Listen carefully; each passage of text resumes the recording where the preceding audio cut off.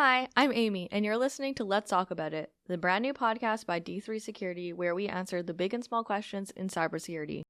But first, I want to share a story with you. It's not just any story, really, it's my story.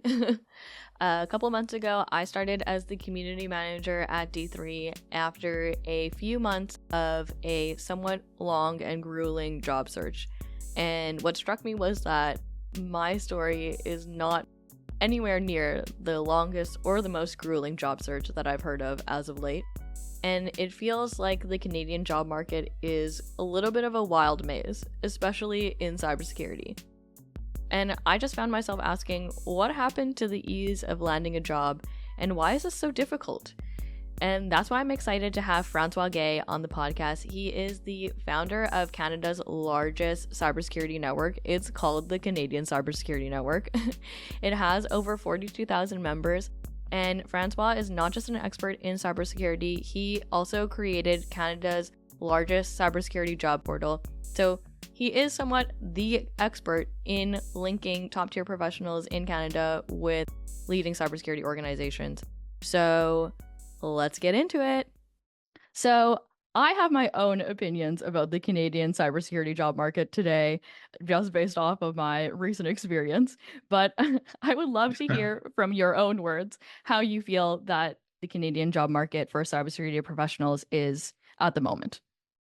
It's a really difficult market. There's been a lot of constraints, both with the economy, and then, companies are cutting back. So Cisco just made a recent second wave announcement, huge layoffs, and it impacted some of their cybersecurity resources. So I think what's happening in Canada right now is that, unfortunately, if you're a student, you're a co-op or an intern, you're really hurting. And all the universities and colleges, and we have 26 universities and colleges that are members of the Canadian Cybersecurity Network, are telling us that they need a lot of help right now. A lot of the students are not getting placements. They're not finding full-time employment. It's a really, really tough market. And there's a lot of reasons that have impacted that. Like what? Well, I think if you one of the big challenges is that a lot of individuals, and we just finished a major study for the government of Ontario, looking at why job seekers are challenged in the job market, and also why employers are seeing a gap in regards to the cybersecurity skill sets that people have. So one of the things that's coming out is that most students and a lot of people that are coming new into the cybersecurity market don't have enough, hands-on skill sets. So this is a major challenge. A lot of the educational programs out there do not provide hands-on experience for the students. They may provide them with theoretical training. They may provide them with, how to do X, Y, and Z, but they really don't have any experience working in an actual real threat environment. So companies are looking for individuals that can hit the ground running. That may not be okay, simply because they should be looking at skill sets that students have, the competencies and capabilities, and hiring on that, not just, a certificate or a graduate degree or whatever else. But they are very stressed right now, the companies that are out there, and they have very limited resources. So when they're looking for resources, they're looking for individuals that can hit the ground running. And they're usually asking for way too much experience or certifications currently. One of the things we noticed is that 60% of the jobs that were posted on Canadian Cybersecurity Jobs, which is our job site, 60% required advanced certifications. Yeah, that's so tricky. So how has that changed from now versus 5 years ago? Is it that people are less qualified coming out of school, or is it that companies are asking for more? It's a little bit of both. I think if you look back, 5 years ago, maybe even 6 years ago, employers were looking for more technical skills. So they were looking for kind of the, someone that was coming in with a huge amount of technical skills.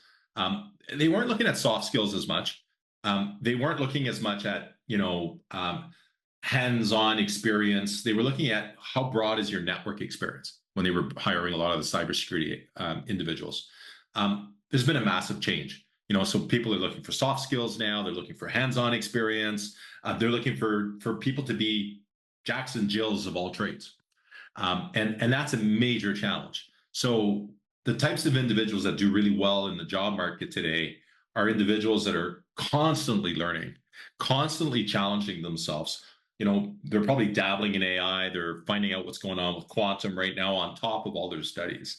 This is a major challenge. Like even for an old guy like me, I'm studying AI. I'm staying on top of what's taking place in quantum. I'm talking to CEOs every day, trying to figure out what their business is about. So as an individual trying to break into cybersecurity today, you need to be able to be extremely well-rounded on top of having great communication skills and networking. And that wasn't the case 5 years ago.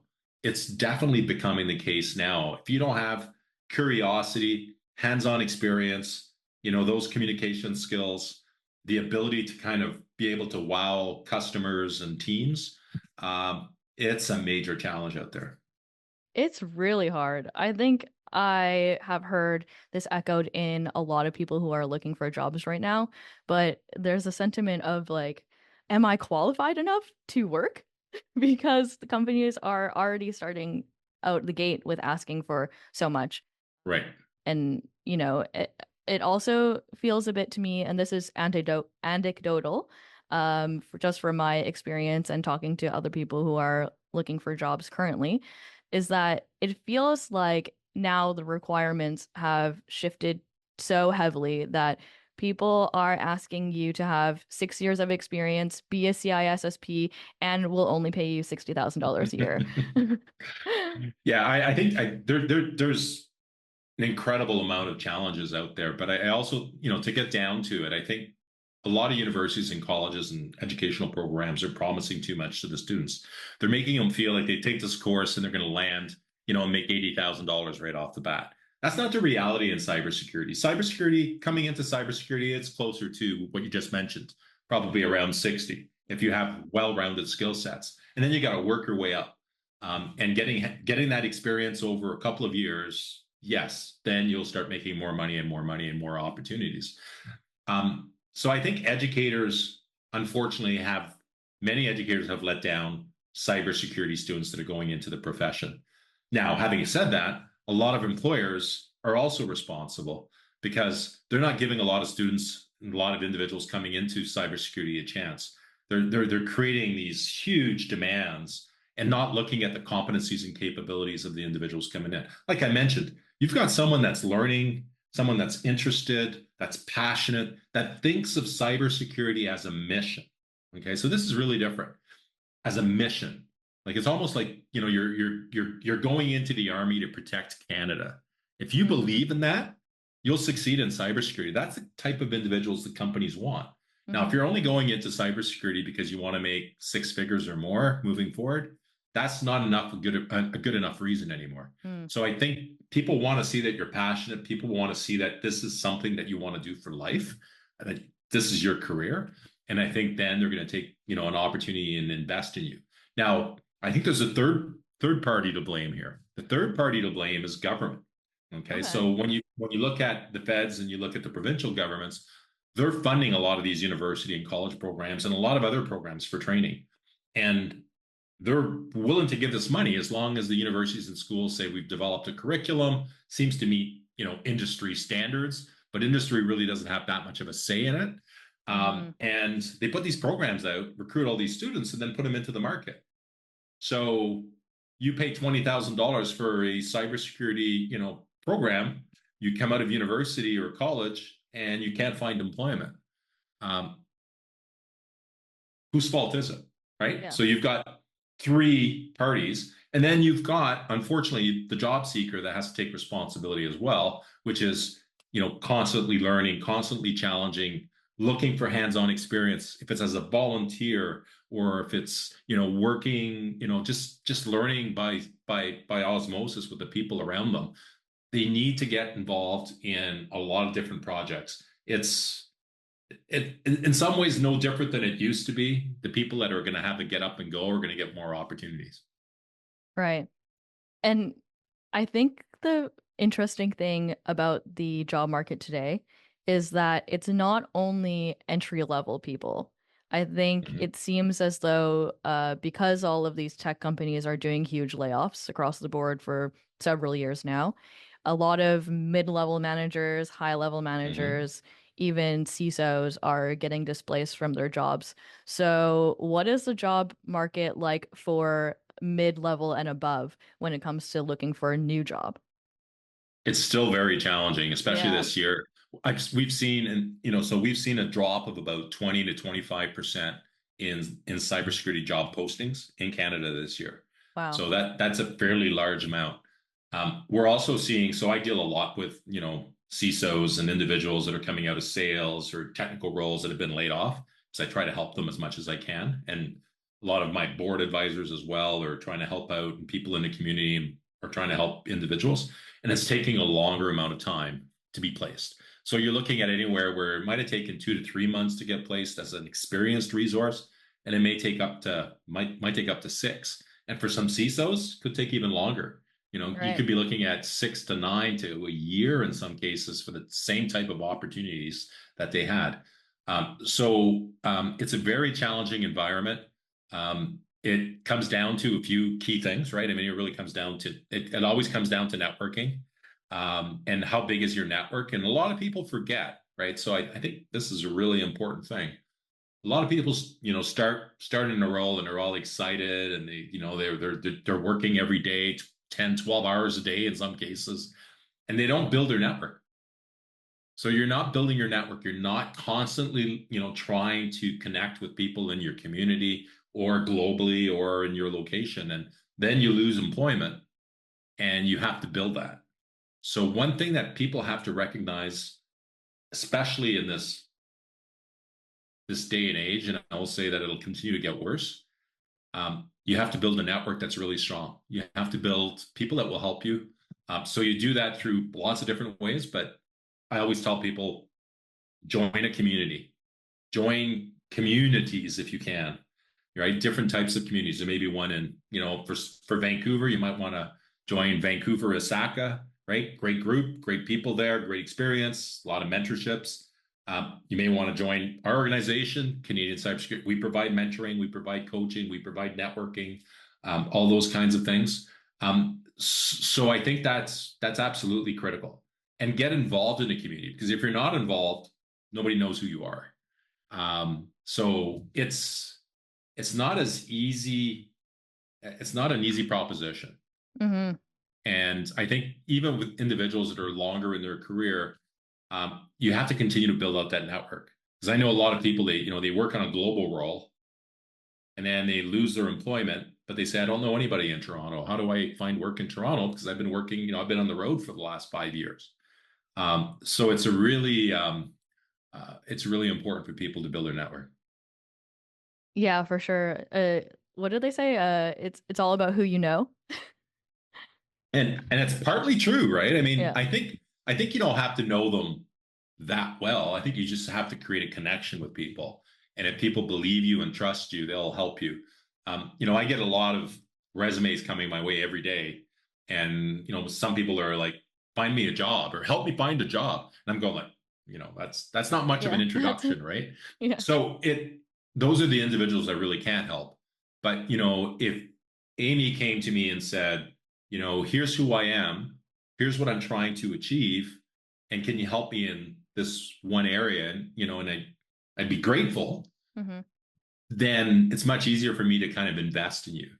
Yeah. And I think what happens is that everybody's looking for that quick turnaround, and it doesn't happen because Hmm. people are just buried in a Hmm. request. If it's work requests or if it's requests for them to help people. Yeah. So make yourself stand out. Tell people your story, connect to people, and make sure you give back to the community, whatever community that is.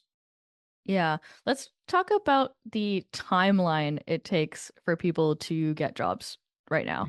Mhm. I realize that you're not an economist, but how long do you think it will take to get back to quote unquote normal, if it ever will? Are we done? Are we just Wow. done with the ease of getting a job within a month. I mean, history has proven that everything's cyclical. Yeah. But we are, as a world, going through an awful lot of changes. And there's a lot of threats. We can call them threats, whatever they are. So I think that, at least in the short term, it's not going to be easy. Hmm. And short term to me is 6 months to a year. And then hopefully cyclical will start looking positive again. Um, I also think it depends what you do and what your expectations are.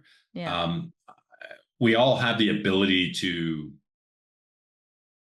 kind of change direction a little bit, and experience different potential career opportunities. Some markets are more open than others. Some people might explore, being an entrepreneur, and I think that's a great potential opportunity. It's not easy, but some people would love to do that, and I think there are enough resources out there to help individuals. Um, but I do think that it is going to be a tough slog. And, I always tell people, I had a friend recently, he got laid off, and he's in the Vancouver area. And he came to me and said, what should I do? And I said, well, start looking right away. I know you have a package, but you know what? That's only going to last X, Y, and Z.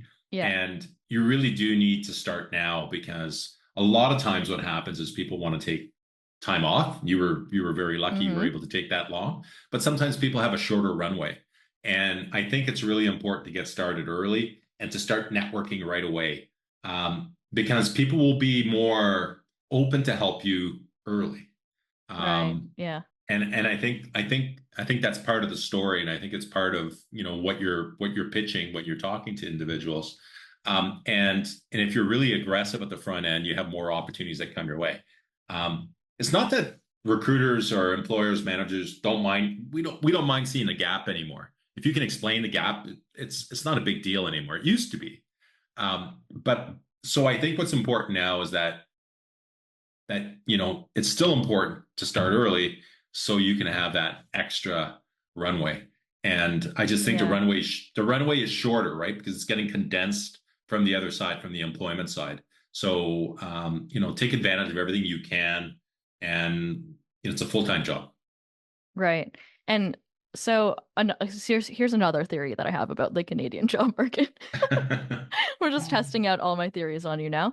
Um, because there are so many more remote opportunities, does it matter where you live within Canada to get a job? Good question. Well, I mean, we're seeing the trend to back to the office in a lot of big offices. They're mandating it. Some are mandating full time. Even the government's mandating 3 to 4 days, depending if you're a manager or not. So I think there's a bit of a reality check taking place. It depends on the industry as well. So I think it is there. There are less remote jobs now than there used to be. I think that if you're early in your career, you have less chance of those remote opportunities. I Hmm. think as you build out your career, you have more Hmm. opportunities to work from home or work from wherever. And part of that is because, and I don't think it's not an age thing. It's a capability thing. So it's not, Right. because someone that's 28 or 29 can be as competent as someone that's 45. Right? It doesn't matter. It's capability and competencies, but those individuals get to call the shots a little bit more, and can tell their employer, well, I'll go work somewhere else, and they have a lot more options. So I have so my view on that is that if you know you want to work remote, you're going to have those abilities to be able to negotiate that on a move forward basis, because those are becoming less and less available. Although there are companies that are very open to it, but that number's declined quite a bit since COVID and after COVID. Hmm. Okay, so basically you're saying that if I want to maximize my potential to get a job, I need to be in a place that I can minimally work hybrid, if not go into the office more full time. For most of the population, that's definitely the case, and will continue probably to move forward in that direction. Um, when we recently did a Cyber Towns report, right? So that Cyber Towns report was an analysis of where are the best places to work and live in cybersecurity in Canada. No one had ever done this. What they had done before was, you know, what are the largest centers for cybersecurity in Canada? So they were basically just using where are all the jobs today.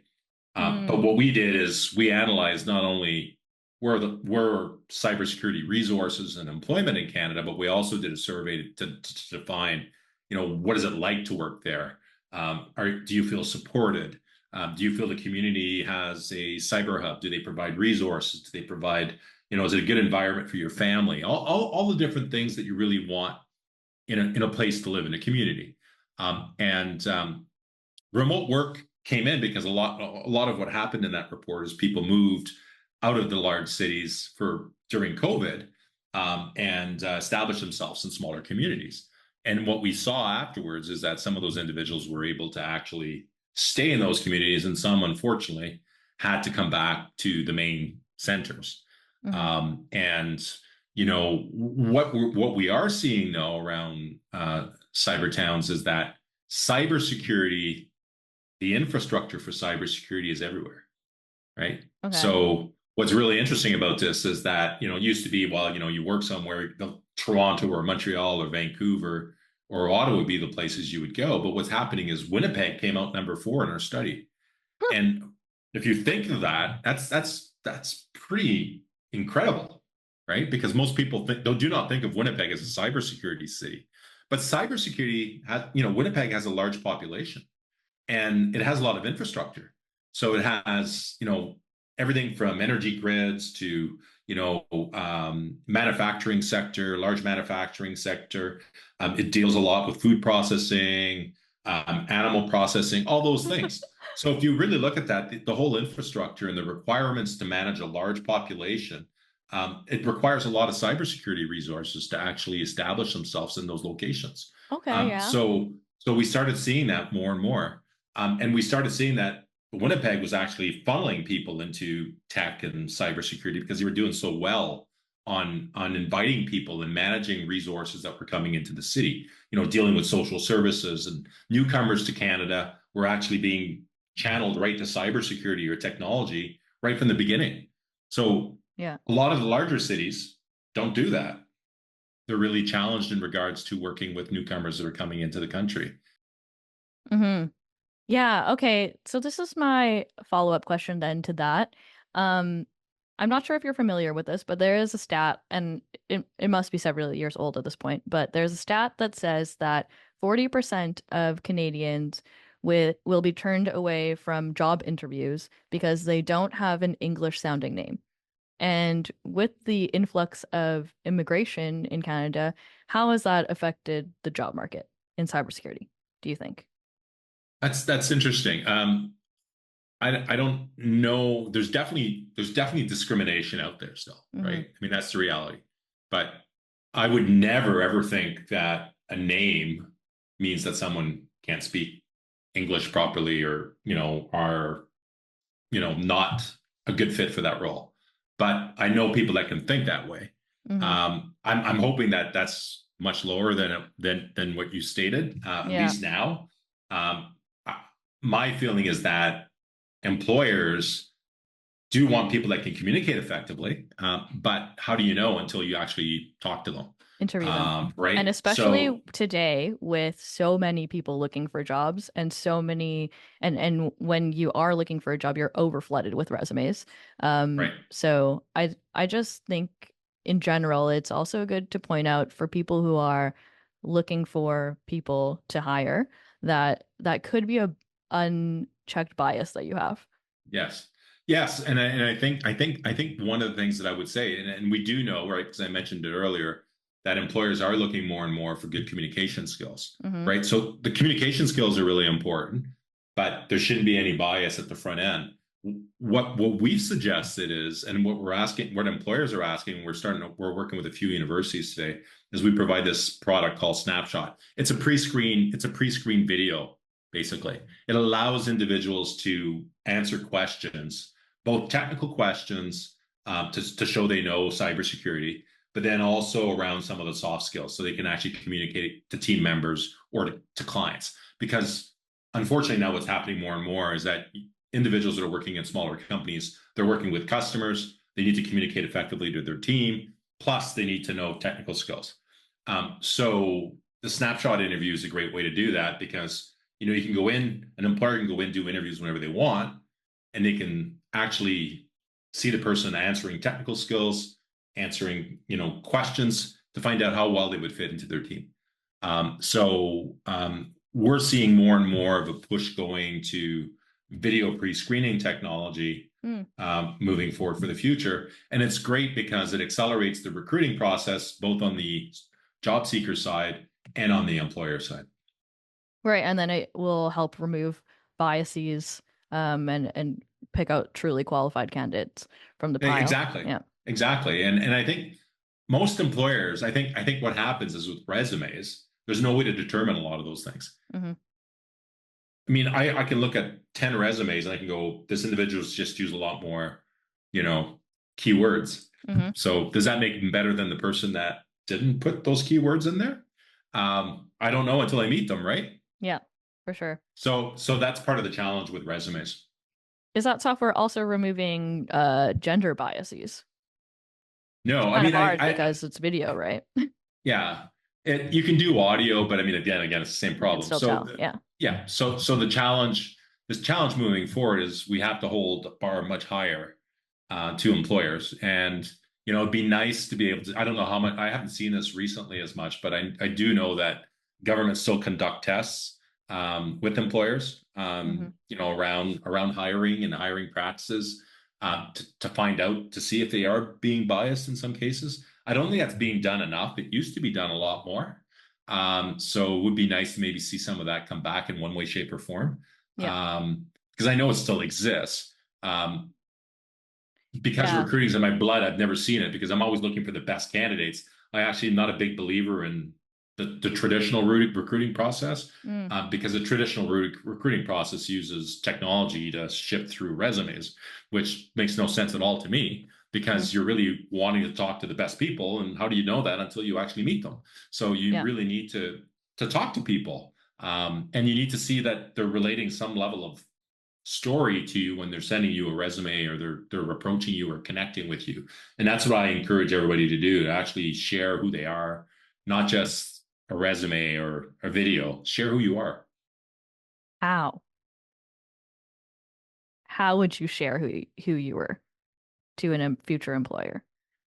We all have a journey. We all have a reason that we are who we are.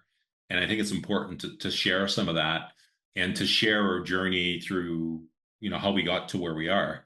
I mean, you have impressive skills in doing the podcast here.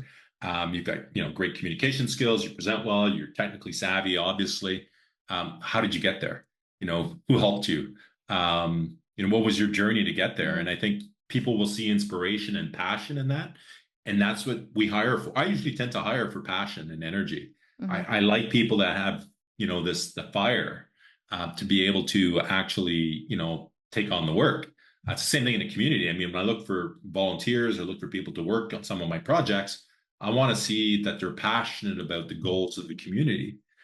So employers should be doing the same thing. I know not everybody does the same thing, but you're really looking for individuals that have something to say that makes them stand out from the pile of resumes or videos. Yeah, that's what I was going to say. I think the unfortunate reality is that employers are just looking at a stack of resumes, and it would be very hard for me to showcase my personality through that. I think that goes back to your other point then, which is that it's very important to do your networking and to know the right people, because otherwise you're just going to be in a stack of resumes.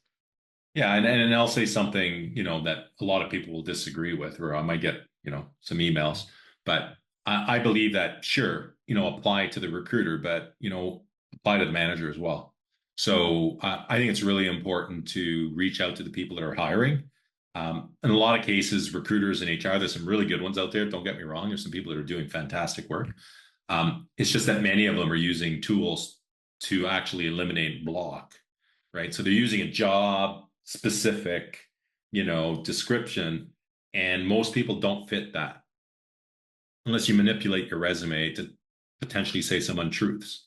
Yeah. So the reality is, even in my career search over the years, a long time ago, was I would approach, VPs or CEOs of companies and say, here's who I am. This is why I want to work for you. And here's what I can do.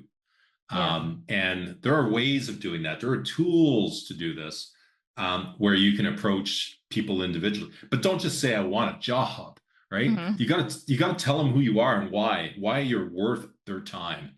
And I think that's, because everybody has limited time. Yeah. Yeah, that's the problem, I think, that appealing to people and getting their attention enough that they are willing to give you their time.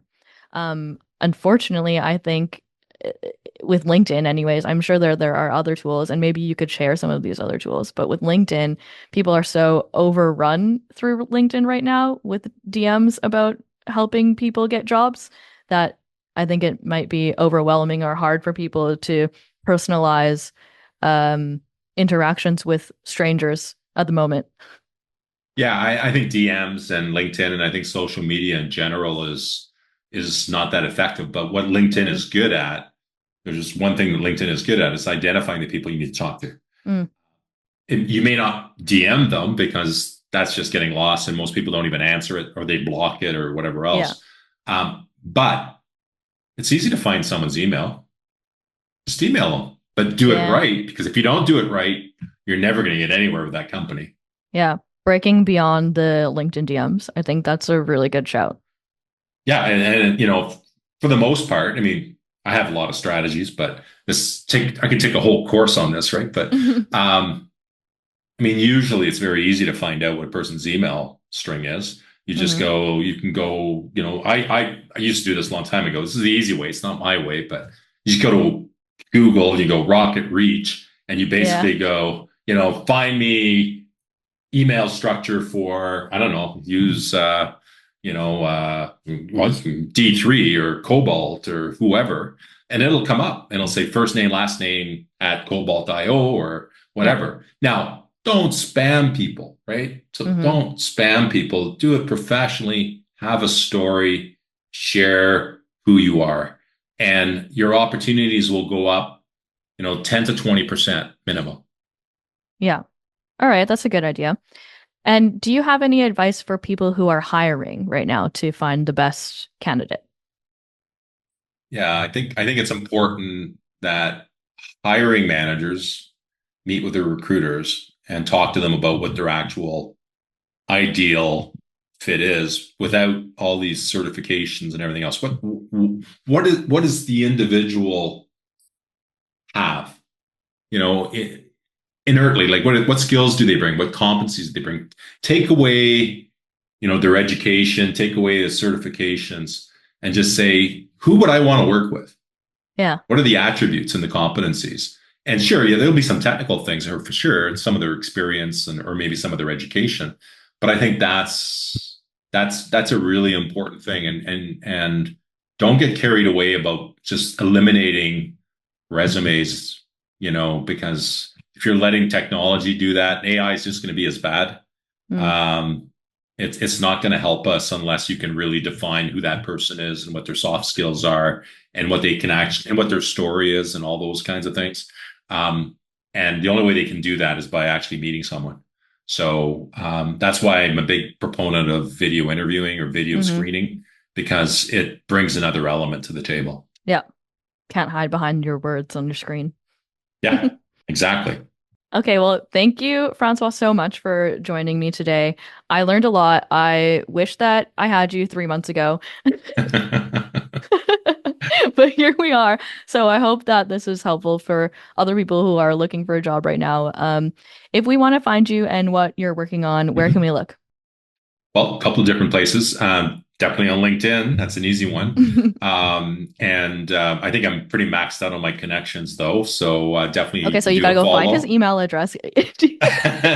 Yeah, you can find that probably pretty easily. And then at CanadianCybersecurityNetwork.com.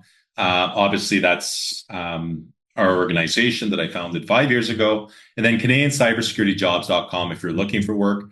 It's a good opportunity. It's harder, obviously, because there's less entry level jobs, but there are definitely some there as well in cybersecurity and technology. I think would be great places to be involved. And then anybody that's in cybersecurity, they can join our LinkedIn group as well. So the LinkedIn Canadian Cybersecurity Network LinkedIn group. If you're in cyber or in IT interested in cybersecurity, you can just submit your entry, and we'd look forward to having you so we can talk a lot more and network. There's tons of networking opportunities in there, and opportunities for people to meet. And the good thing about groups, right? Just one last comment, is that once you're part of a group, you can communicate with the people in your group directly. Yeah. Yeah, that is great. I've just joined the LinkedIn group for the Canadian Cybersecurity Network. So if you're going to join, I will see you there. Thank you so much for joining, and we will see everyone next time. Thank you very much, Amy.